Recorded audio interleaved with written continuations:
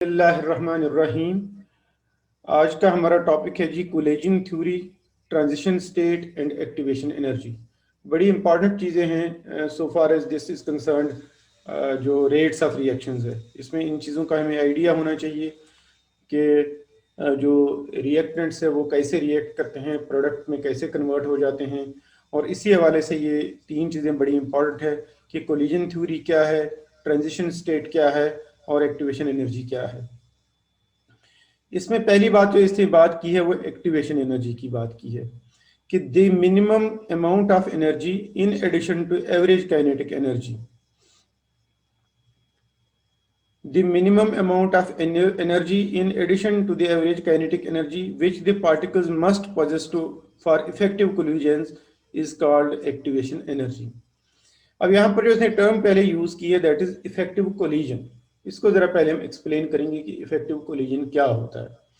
देखिए, होता यह है कि नॉर्मली जब एक रिएक्शन हो रहा होता है, जैसे इसने नीचे ये जो पिक्चर में दिखाया हुआ जो फिगर 9.6 है, इसमें आप देखें कि रिएक्टेंट पहले आपस में रिएक्ट करते हैं और एक ऐसी चीज बनाते हैं जिसको हम एक्टिवेटेड कॉम्प्लेक्स कहते हैं। एक्टिवेटेड कॉम्प्लेक्स एक ऐसी चीज है कि जो अगर एक दफा बन जाए तो वो लाजमन फिर प्रोडक्ट्स में ही तब्दील होता है, वो रिवर्सिबल नहीं होता। ये एक्टिवेटेड कॉम्प्लेक्स बनाने के लिए एक मिनिमम एनर्जी चाहिए होती है, चाहे रिएक्शन एक्सोथर्मिक हो या एंडोथर्मिक। ठीक है, और यही बेसिकली एक्टिवेटेड कॉम्प्लेक्स होता है और यही बेसिकली एक ट्रांजिशन स्टेट भी होता है। ठीक है, ये इधर इसने लिखा हुआ है कि जब मॉलिक्यूल आपस में टकराते हैं, कोलिजन का मतलब होता है टकराना। मॉलिक्यूल जब आपस में टकराएंगे तो उसमें कुछ मॉलिक्यूल ऐसे होंगे जिनके पास ये मिनिमम अमाउंट ऑफ एनर्जी मौजूद होगी जो उनको एक्टिवेटेड कॉम्प्लेक्स में तब्दील कर सके। तो वो मॉलिक्यूल आपस में जब टकराएंगे, ऐसे मॉलिक्यूल जिनके पास ये मिनिमम अमाउंट ऑफ एनर्जी मौजूद है, जिसको हम एक्टिवेशन एनर्जी कहते हैं। एक्टिवेशन एनर्जी क्या है? वो एनर्जी जो मॉलिक्यूल्स को एक्टिवेटेड कॉम्प्लेक्स बनाने के लिए चाहिए। तो वो एनर्जी अगर उन मॉलिक्यूल्स के पास है, रिएक्टेंट मॉलिक्यूल्स के पास, तो जब वो आपस में टकराएंगे, जब वो एक दूसरे के पास आ जाएंगे तो वो फौरन एक्टिवेटेड कॉम्प्लेक्स में तब्दील हो जाएंगे। और अगर उनके पास वो एनर्जी नहीं है तो वो दोबारा रिएक्टेंट्स में तब्दील होंगे, वो दोबारा अलग-अलग हो जाएंगे, वो एक्टिवेटेड कॉम्प्लेक्स बनाने में कामयाब नहीं होंगे। तो जब एक दफा एक्टिवेटेड कॉम्प्लेक्स बन जाता है तो प्रोडक्ट्स में तब्दील होता है। जैसे इस रिएक्शन में इसने बता दिया, मैं इसको यहाँ पर लिख लेता हूँ। बेसिकली हमारा जो रिएक्टेंट है वो है A2 प्लस B2। ठीक है जी, फादर H2 प्लस Cl2 हो सकता है। ठीक है, और ये किस में तब्दील हो जाता है? ये तब्दील होता है 2AB में। ठीक है, जैसे अगर मैं इसकी एग्जांपल दूं को जरा सिंप्लीफाई करने के लिए, ठीक है, तो आपने क्या लिखना है इसमें? फॉर एग्जांपल हम कहेंगे हाइड्रोजन प्लस क्लोरीन, ठीक है, दिस गिव्स 2HCl। ये आपको समझाने के लिए जरा क्लियर हो जाएगा। ठीक है, A2 प्लस B2, तो ये जो A2 प्लस B2 है, A2 प्लस B2, ये पहले तब्दील हो जाता है A2B2 में। इसको हम कहेंगे ये एक्टिवेटेड कॉम्प्लेक्स है A2B2। ठीक है जी, ये हमारे पास रिएक्टेंट्स आ गए, ये हमारे पास एक्टिवेटेड कॉम्प्लेक्स आ गया।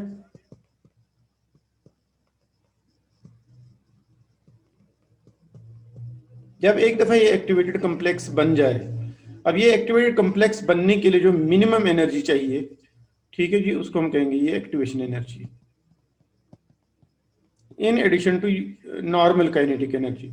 नॉर्मल काइनेटिक एनर्जी जो मॉलिक्यूल्स की होती है, उसके अलावा उनके पास कम से कम इतनी एनर्जी होनी चाहिए, ठीक है, ताकि वो एक्टिवेटेड कॉम्प्लेक्स में तब्दील हो जाए। तो उस एनर्जी को हम एक्टिवेशन एनर्जी कहते हैं। तो जिन मॉलिक्यूल्स के पास एक्टिवेशन एनर्जी है, वो जब कोलाइड करेंगे तो वो एक्टिवेटेड कॉम्प्लेक्स में तब्दील हो जाएंगे। ऐसे कोलिजन को हम इफेक्टिव कोलिजन कहेंगे। ऐसे कोलिजन को, यानी जो कोलिजन जो रिएक्टेंट मॉलिक्यूल्स के आपस में टकराव के नतीजे में जो कोलिजन एक्टिवेटेड कॉम्प्लेक्स में तब्दील हो जाए, मॉलिक्यूल्स को, जो रिएक्टेंट मॉलिक्यूल्स है उनको एक्टिवेटेड कॉम्प्लेक्स में तब्दील जब हो जाए, तो हम कहेंगे ये कोलिजन इफेक्टिव कोलिजन है। और अगर मॉलिक्यूल्स के पास एनर्जी नहीं है, कम एनर्जी है, तो यकीनन वो फिर एक्टिवेटेड कॉम्प्लेक्स नहीं बना सकेंगे। तो ऐसा कोलिजन एक इनइफेक्टिव कोलिजन हो गया, वो ऐसा कोलिजन नहीं है जिसमें प्रोडक्ट बनाने की सलाहियत हो। एक दफा जब एक्टिवेटेड कॉम्प्लेक्स बन गया तो फिर ये जो है वो प्रोडक्ट्स में तब्दील होता है। जो 2AB है हमारे पास प्रोडक्ट आ गया। ठीक है, तो बेसिकली यही रिएक्शन जो इसने यहाँ पर लिखा हुआ है, आप देखें A2 + B2, इसने जरा बॉन्ड बनाए हुए हैं A2 + B2। ठीक है, जब इनको एनर्जी मिलती है, मिनिमम एनर्जी जिसको हम एक्टिवेशन एनर्जी कहते हैं, तो ये किस में तब्दील होता है, एक्टिवेटेड कम्प्लेक्स में, और ये एक्टिवेटेड कम्प्लेक्स फिर 2 मॉलिक्यूल्स ऑफ प्रोडक्ट बन गए। एक सिंप्लीफिकेशन है। ठीक है, यहाँ पर इसने यही बताया है कि since it is a high energy species, इसका मतलब एक्टिवेटेड कम्प्लेक्स एक हाई एनर्जी स्पीशी है, रिएक्टेंट्स के मुकाबले में भी इसकी एनर्जी ज्यादा है और प्रोडक्ट्स के मुकाबले में भी ज्यादा है।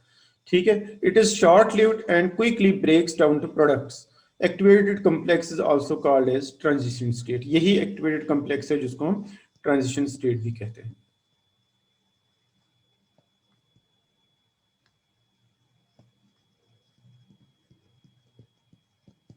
इसका मतलब है कि जो एक्टिवेटेड कम्प्लेक्स और ट्रांजिशन स्टेट है ये एक ही चीज है।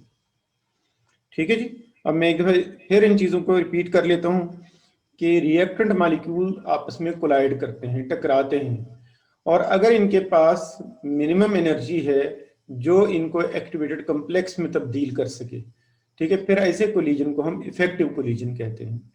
और अगर ये उसमें तब्दील ना हो सका, इसके पास इतनी एनर्जी नहीं है, फिर वो कोलिजन इफेक्टिव कोलिजन नहीं है। ये जो एक्टिवेटेड कम्प्लेक्स है इसको हम ट्रांजिशन स्टेट भी कहते हैं, क्योंकि ये एक दफा बन गया, ये बिल्कुल मामूली से लम्हे के लिए बनता है। ये एक हाई एनर्जी स्टेट होता है। हाई एनर्जी स्टेट से मुराद इसकी रिएक्टेंट्स के मुकाबले में भी एनर्जी ज्यादा होती है और प्रोडक्ट्स के मुकाबले में भी ज्यादा होती है। चाहे रिएक्शन एक्सोथर्मिक है या एंडोथर्मिक, इससे कोई फर्क नहीं पड़ता है, ये बहरहाल दोनों सूरतों में इसकी एनर्जी। इसीलिए हम देख रहे हैं कि ऐसे रिएक्शंस जो एक्सोथर्मिक होते हैं, फॉर एग्जाम्पल गैस का जलना, उसको भी स्टार्ट करने के लिए हमें एनर्जी देनी पड़ती है। क्यों? क्योंकि उसके पास इतनी एनर्जी नहीं होती है। हम एनर्जी देते हैं तो वह एक्टिवेटेड कम्प्लेक्स में तब्दील होता है। एक्टिवेटेड कम्प्लेक्स जब एक दफा बन जाए फिर वो प्रोडक्ट्स में तब्दील होता है। ये चूंकि शॉर्ट लिव्ड होता है, वो थोड़ी देर के लिए ये बनता है, इसीलिए हम इसको ट्रांजिशन स्टेट भी कहते हैं। मुझे उम्मीद है यहाँ तक आपको सारी चीजें क्लियर है। अगर क्लियर है तो हाथ रेज कर लें।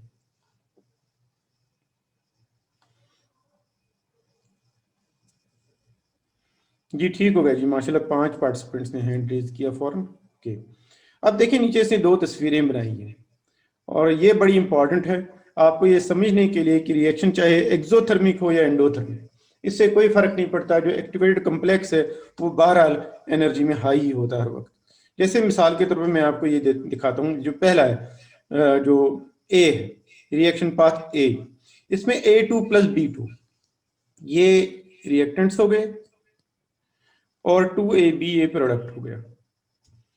ठीक है जी, अब आप देखें रिएक्टेंट की एनर्जी ज्यादा है, प्रोडक्ट की एनर्जी कम है। इसका मतलब इसमें एनर्जी रिलीज होगी, डेल्टा एच, जो इसने डेल्टा एच से चीज शो की हुई है, तो ये इतनी एनर्जी इसने रिलीज की है। ये एक एक्सोथर्मिक रिएक्शन है। लेकिन रिएक्टेंट को प्रोडक्ट में तब्दील होने के लिए पहले एक हाई एनर्जी स्टेट उसमें जाना पड़ा, एक्टिवेटेड कम्प्लेक्स बनाना पड़ा, और उसके लिए इसको जो एनर्जी चाहिए वो EA, ये जो छोटा सा इसने लिखा हुआ ये EA है, यानी energy of activation, activation energy हम इसको कहते हैं। इतनी एनर्जी इसको मिल जाएगी किसको? रिएक्टेंट को। हालांकि रिएक्टेंट ने प्रोडक्ट में तब्दील होना है, उसने एनर्जी रिलीज करनी है, ठीक है, जो डेल्टा एच के बराबर है। लेकिन पहले एक्टिवेटेड कम्प्लेक्स में तब्दील होने के लिए इसको एनर्जी ऑफ एक्टिवेशन चाहिए। ये जो EA है यहां से लेकर यहां तक, इतनी एनर्जी पहले एब्जॉर्ब करेगा, ये एक्टिवेटेड कम्प्लेक्स में तब्दील हो गया। फिर जब ये प्रोडक्ट में तब्दील हो गया, ना सिर्फ इसने ये वाली एनर्जी रिलीज की है EA, बल्कि साथ डेल्टा एच भी दे दिया। ठीक है, यानी इसने जितनी एनर्जी एब्जॉर्ब की है उसके अलावा भी इसने एनर्जी रिलीज कर दी है, जिसको हम कहते हैं जो हीट की फॉर्म में रिलीज हो जाए, किसी और फॉर्म में हो जाए, और ये प्रोडक्ट में तब्दील हो गया। इस तरह हमने देखा कि ओवरऑल जो नेट रिजल्ट होता है रिएक्शन का, ये जो एक्सोथर्मिक रिएक्शन होता है, इसमें नेट ओवरऑल एनर्जी रिलीज हो जाती है। ठीक है, इसके बरक्स जो अगला रिएक्शन इसने दिया हुआ बी में, जो इसने शो किया हुआ, इसमें आप देखें इसमें रिएक्टेंट्स लोअर एनर्जी पर है, ये रिएक्टेंट्स में लोअर एनर्जी पर है, प्रोडक्ट इसमें हायर एनर्जी पर है। इसका मतलब ये एक एंडोथर्मिक रिएक्शन हो गया। इसको वैसे भी चाहिए, कितनी एनर्जी चाहिए जी? डेल्टा एच के बराबर एनर्जी चाहिए, जो ये एब्जॉर्ब करेगा और प्रोडक्ट में तब्दील करेगा। इसको हम हीट ऑफ रिएक्शन कहेंगे। ठीक है, लेकिन इसके अलावा भी इसको एनर्जी ऑफ एक्टिवेशन चाहिए।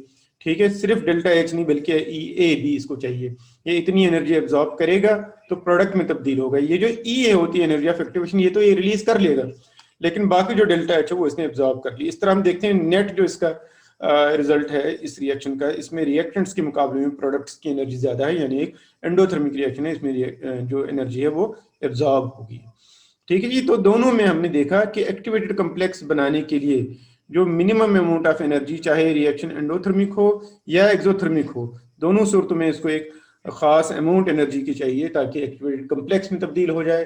यानी इसका एक जो कोलिजन है वो इफेक्टिव कोलिजन होना चाहिए और उसके बाद ही ये कहीं जाकर प्रोडक्ट में तब्दील हो सकता है, चाहे रिएक्शन एक्सोथर्मिक हो या एंडोथर्मिक। ठीक है जी। यहाँ पर तीन कॉन्सेप्ट आ गए। एक तो कोलिजन थ्योरी, इस थ्योरी को जो बताती है कि मॉलिक्यूल आपस में टकरा कर पहले एक हाई एनर्जी ट्रांजिशन स्टेट में तब्दील हो जाते हैं, जिसको हम एक्टिवेटेड कम्प्लेक्स कहते हैं, और वो जब एक्टिवेटेड कम्प्लेक्स एक दफा बन जाए तो वो प्रोडक्ट में तब्दील हो जाता है।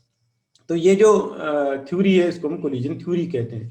ठीक है जी। इसमें हमने देख लिया कि एक एक्टिवेटेड कम्प्लेक्स क्या होता है, कोलिजन थ्योरी क्या है, और ट्रांजिशन स्टेट या एक्टिवेटेड कम्प्लेक्स क्या है। ये जो इसने जरा हाईलाइट किया हुआ, इसको मैं एक दफा रीड करके जरा आपको सुनाता हूँ। ठीक है। The heat of reaction is equal to the difference of energies of reactants and products.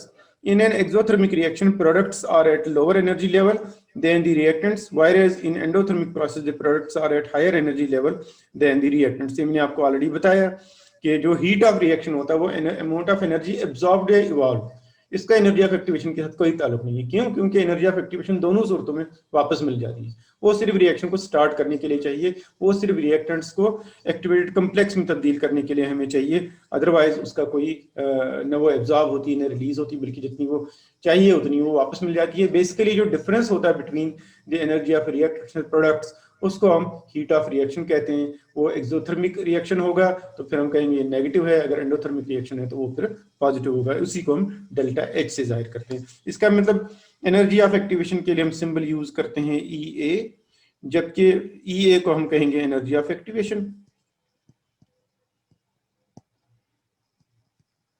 या एक्टिवेशन एनर्जी, जबकि डेल्टा एच जो है उसको हम कहेंगे कि ये हीट ऑफ रिएक्शन है।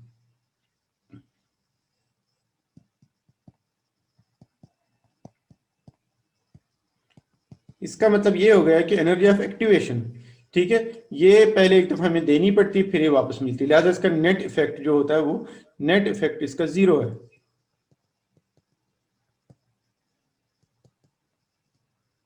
इसके बरक्स जो हीट ऑफ रिएक्शन है, ठीक है, या तो ये पॉजिटिव हो सकता है अगर तो रिएक्शन एंडोथर्मिक है, अदरवाइज ये नेगेटिव हो सकता है अगर ये रिएक्शन एक्सोथर्मिक है। ठीक है, ये दो बड़ी इंपॉर्टेंट बातें हैं जो मैंने आपको इसमें समझा दी। यहां तक अगर चीजें क्लियर है तो बता दें। जी, किसी बच्चे ने अगर क्वेश्चन करना है कोई तो वो क्वेश्चन पूछ लें। सर एंडोथर्मिक रिएक्शन के लिए रिक्वायरमेंट्स क्या होती हैं? एंडोथर्मिक रिएक्शन में जैसे कि ये आपने देख लिया, ये मैं दोबारा एक दफे आपके सामने ले आता हूँ। ये जो ग्राफ है, ठीक है, जिसको मैंने ग्रीन से, बल्कि इसको मैं ब्लू से जरा एक दफा इंसर्कल करता हूँ। ये इसमें आप देखते हैं रिएक्टेंट्स के मुकाबले में प्रोडक्ट्स की एनर्जी ज्यादा है। इसका मतलब इसने एनर्जी एब्जॉर्ब करनी हर हाल में। लेकिन हम लेट करते हैं इसकी जो डेल्टा एच, हम लेट करते हैं कि डेल्टा एच इसका 20 किलो जूल है। ठीक है, तो आप इसको 20 किलो जूल एनर्जी देंगे तो ये रिएक्टेंट से प्रोडक्ट में तब्दील नहीं होगा। क्यों? क्योंकि इसका एक्टिवेटेड कम्प्लेक्स इससे कहीं ज्यादा एनर्जी पे लेट हम करते हैं जी, इसकी energy of activation kilo joule है, 50 किलो जूल पर मोल है। ठीक है, तो इसका मतलब आप इसको 50 किलो जूल एनर्जी दे देंगे, ठीक है, तो उसमें से ये 20 किलो जूल एब्जॉर्ब करेगा, 30 आपको वापस दे देगा। इससे नेट जो इसमें एनर्जी एब्जॉर्प्शन होगी वो कितनी होगी? वो 20 किलो जूल होगी।